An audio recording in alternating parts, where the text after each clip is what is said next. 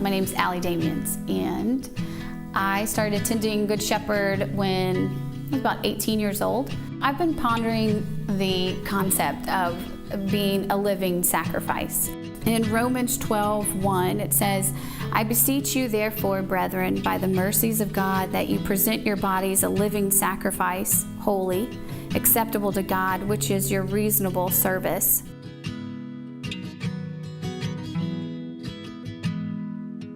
So not long after Jonathan and I were married, just a few years into our marriage, we decided to start having a family. And it seems easy when you say it like that, you know, we're just gonna start having a family. But it didn't work like that. About a year into the process, we realized that we were battling with infertility, and just the reality of what that meant.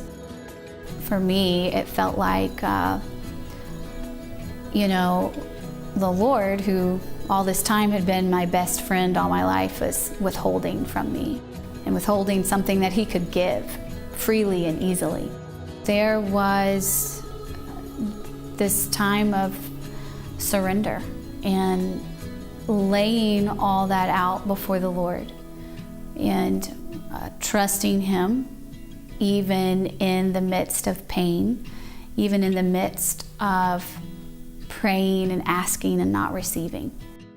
So I remember it was a Sunday morning, and I was praying before church, and I just sought the Lord, and I said, God, whatever you want, I want it.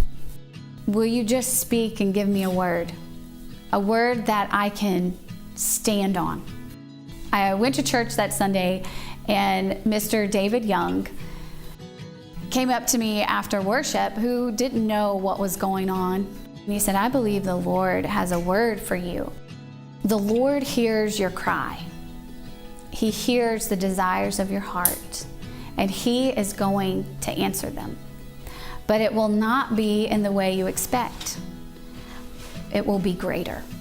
And then he gave me the verse out of Genesis where God speaks to Sarah and Abraham, and it's about, is anything impossible for God?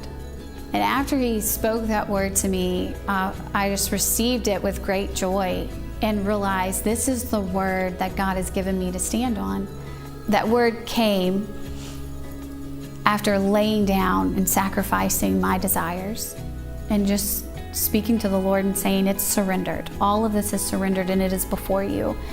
And it was only a few months later that we got a phone call out of the blue from nearly a stranger telling us about our sweet daughter, Annabelle.